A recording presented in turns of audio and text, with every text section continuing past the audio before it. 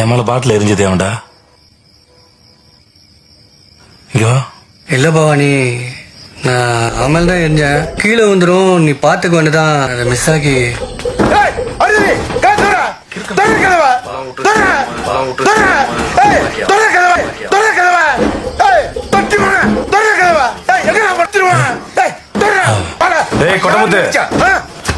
அண்ணன் கூப்பிடுறாரு போ.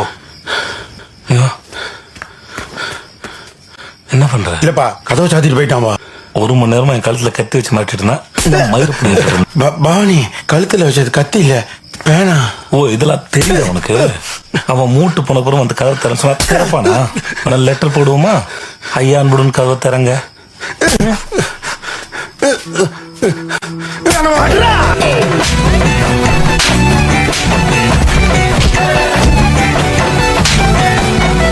ஆனா முட்டை போடுற கோழிக்கு தான் தெரியும் குண்டி வெளினா என்னன்னு.